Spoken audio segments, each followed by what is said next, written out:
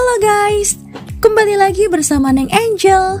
Di video kali ini, Neng Angel akan merangkum sebuah film berjudul Sir Alex Ferguson Never Give In yang rilis pada tahun 2021. Film ini menceritakan tentang perjalanan hidup manajer hebat sepanjang masa, yaitu Sir Alex Ferguson. Tak usah banyak ini itu, langsung saja ke alur ceritanya. Thank you very much. Mwah.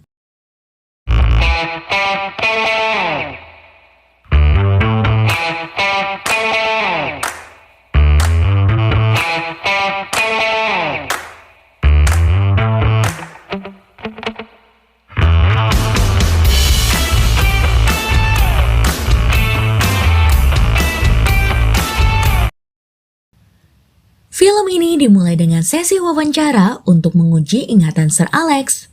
Sir Alex bisa menjawab semua pertanyaan dengan mudah, seperti ulang tahun anak-anaknya, tanggal pernikahannya, sampai jalan ia dilahirkan.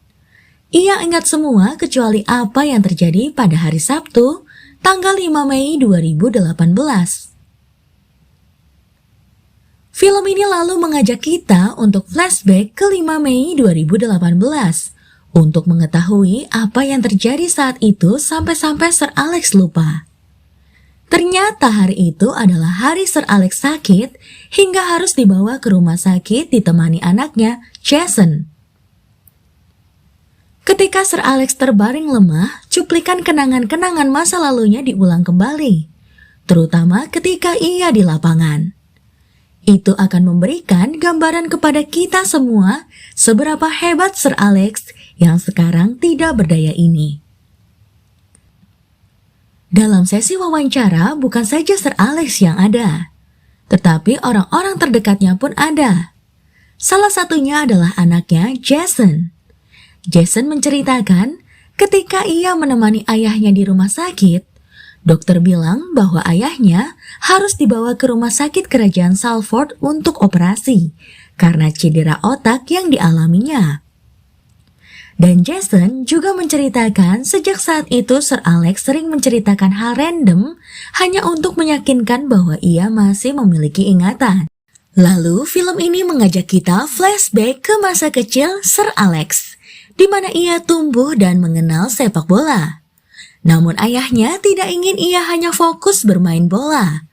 Oleh sebab itu, ayahnya memerintahkannya untuk magang. Dan dari hal itu, ia belajar untuk lebih memahami orang. Pada April 1960, Alex mengikuti demo pemogokan magang. Itu pertama kalinya ia merasakan bahwa ia adalah salah satu bagian dari kesatuan. Sir Alex juga menceritakan pengalaman magangnya. Salah satunya adalah ketika ia harus bermain untuk klub St. Johnstone dan harus pergi ke sana 3 kali seminggu. Hal itu adalah mimpi buruk baginya, karena ia harus bangun jam 6 pagi dan pulang jam 1 pagi. Dan itu membuatnya sempat putus asa dengan karir sepak bolanya. Untuk menghilangkan stres, Sir Alex pergi ke kota setiap malam Jumat sehari sebelum pertandingan karena ia merasa tidak penting hanya sebagai pemain cadangan. Dan hal itu tentu membuat ayahnya kecewa, hingga akhirnya mereka tidak berbicara selama 2 tahun. Hingga suatu malam ia mabuk, berkelahi dan berakhir di penjara dan didenda. Dan ia sungguh menyesal akan hal itu. Setelah apa yang terjadi, Sir Alex memutuskan untuk pindah ke Kanada dan pertandingan penting terjadi di sana. Pada Desember 1963, Sir Alex pernah berbohong dengan bilang bahwa ia sedang flu dan bahkan meminta pacar saudaranya untuk berpura-pura menjadi ibunya. Dan hal itu ketahuan dan membuat ibunya marah. Setelah berdebat dengan ibunya karena ia berbohong, ia diminta untuk bertanding melawan Rangers. Dan saat itu keajaiban terjadi. Ia berhasil menjadi orang pertama yang mencetak hat-trick di Ibrox. Setelah itu, ia pulang dan menemui orang tuanya hingga mereka damai kembali. Tentu saja mereka bangga dengan anak mereka. Peristiwa itu tentu menjadi terobosan bagus bagi karir sepak bola Sir Alex. Often now I say, don't miss a big opportunity. Get one in your life. And that was my one in life. Knowing that I was not looking, but I was committed. That was it. I was committed. Nothing but football for me. Lalu kita akan dibawa kembali ke masa kritis Sir Alex.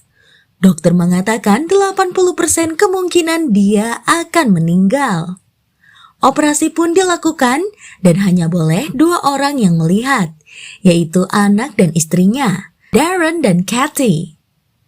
Kathy sangat sedih melihat selang-selang yang terpasang di tubuh suaminya. Ia hanya menunggu keajaiban agar suaminya bisa bangun kembali. Operasi pun dilakukan. Saat dokter membedah kepala Sir Alex, terdapat gumpalan besar yang membuat otak mati. Dokter pun hanya menunggu keajaiban. Dan keajaiban itu datang, Sir Alex selamat. Kita akan dibawa kembali ke masa lalu Sir Alex. Saat Sir Alex dan Kathy bertemu. Saat itu Sir Alex berumur 22 tahun. Tetapi saat itu perbedaan agama menjadi masalah untuk mereka. Sir Alex beragama Protestan dan Kathy beragama Katolik. Namun akhirnya mereka tetap memutuskan untuk menikah di tahun 1966. Sejak itu, Kathy fokus pada pekerjaan dan anak-anak mereka, dan Sir Alex pada sepak bola yang saat itu karirnya sedang naik drastis. Pada Juli 1967, Rangers menawarinya menjadi bagian dari timnya. Dan hal itu tentu membuat Sir Alex senang, karena Rangers adalah klub impiannya dari kecil. Pada suatu pertandingan, Rangers kalah dari Celtic dan semua orang menyalahkan Sir Alex. Hal itu menjadi salah satu momen buruk bagi Sir Alex maupun Kathy, karena banyak yang mengira hal itu terjadi karena Kathy adalah orang Katolik, begitu pula dengan Celtic. Pada 1960, Celtic melawan Rangers di Final Cup dan Sir Alex menjadi penyerang. Namun saat itu Rangers kalah dan semua kembali menyalahkan Sir Alex. Dan sejak saat itu ia tidak pernah bermain kembali. Ia memutuskan untuk pergi dan keluar dari dunia sepak bola. Namun karena hal itu, ia belajar tentang manajemen. Kembali ke masa Sir Alex sakit. Ia mengaku sempat tidak bisa berbicara dan itu membuatnya kesal. Apalagi dengan ancaman ingatannya hilang. Dia tidak ingin hal itu terjadi. Kenangan-kenangannya terlalu indah untuk dilupakan. Oleh sebab itu, ia menulis ingatannya.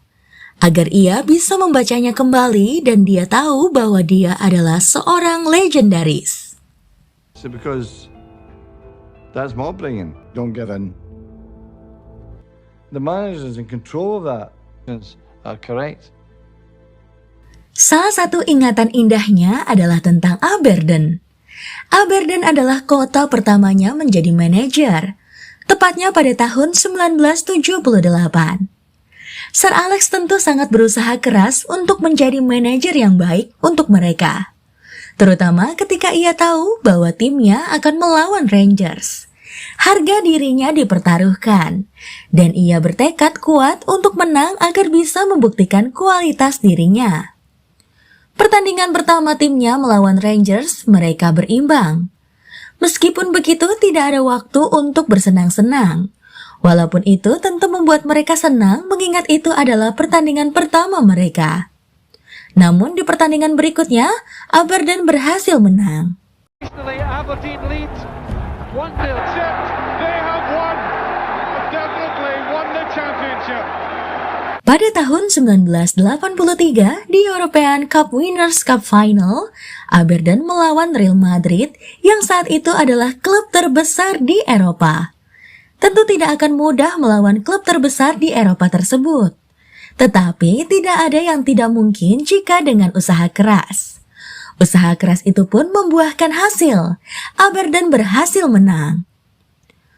Pada tahun yang sama di Scottish Cup Final, Aberdeen kembali melawan Rangers.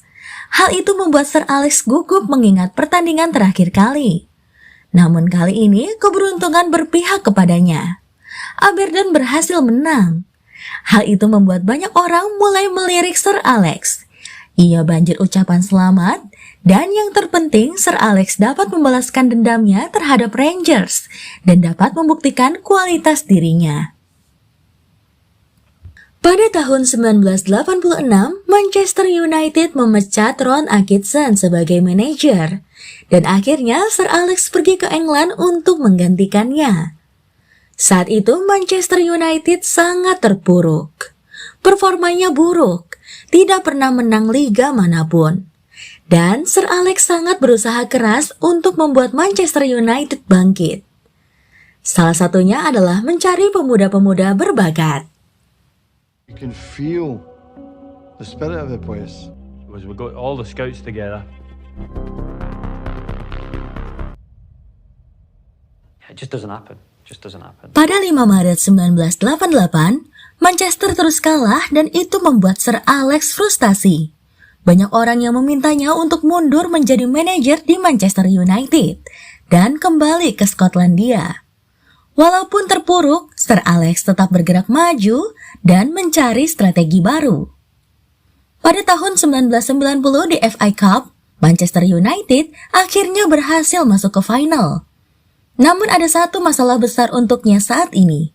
Performa Jim Leighton yang memburuk. Ia adalah kiper andalan yang dibawanya dari Skotlandia. Performa Jim yang terus memburuk membuatnya harus dikeluarkan dan digantikan oleh Lascelles. Itu bukanlah keputusan yang mudah untuk Sir Alex. Mengeluarkan kiper andalannya sama saja dengan menghancurkan karir Jim. Namun demi kepentingan tim, Sir Alex harus membuat keputusan yang tepat. Lascelles bukanlah kiper terbaik, tetapi ia berhasil membuktikan kesungguhannya.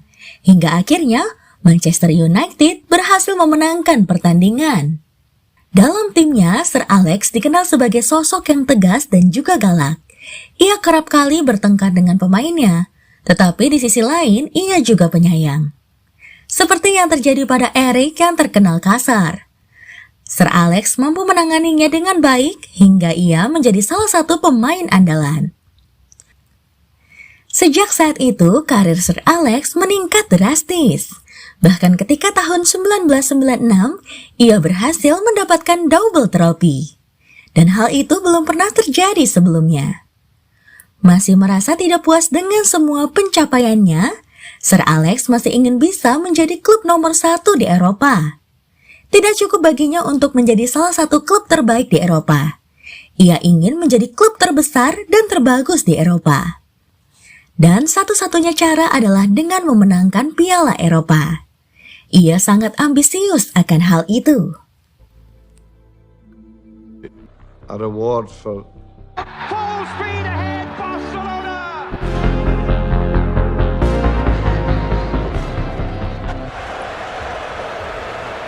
Pada tahun 1999, Manchester United melawan Bayern Munich di Piala Eropa. Pada awalnya Bayern Munich unggul. Hal itu sempat membuat Sir Alex was-was. Tetapi ia dan timnya tidak menyerah sampai ke titik darah penghabisan. Sampai wasit meniup panjang peluitnya, mereka akan memanfaatkan waktu sebaik mungkin. Sir Alex pun tak henti-henti menyemangati timnya. Tim yang telah membawa namanya sebesar sekarang. Dan di 3 menit terakhir, Manchester United berhasil menyamakan kedudukan. Dengan tambahan waktu yang diberikan untuk menentukan siapa pemenangnya, Manchester United berhasil menunjukkan kualitasnya. Mereka memenangkan pertandingan. Mimpi Sir Alex menjadi klub terbaik di Eropa pun terwujud. Ia bukan lagi seorang pengecut yang merasa tidak berguna karena hanya sebagai pemain cadangan. Begitupun dengan tim Manchester United. Tim yang awalnya sering diremehkan karena selalu kalah, tidak bisa menang di liga manapun, tetapi ketika sudah berada di tangan yang tepat, Manchester United berubah menjadi klub paling menakutkan. Pesan moral dari film ini adalah jangan pernah menyia-nyiakan kesempatan yang ada. Karena kita tidak tahu kesempatan mana yang mengantarkan kita menuju kesuksesan. Oke, Ning Angel pamit dulu. Sampai jumpa di video berikutnya. Bye-bye.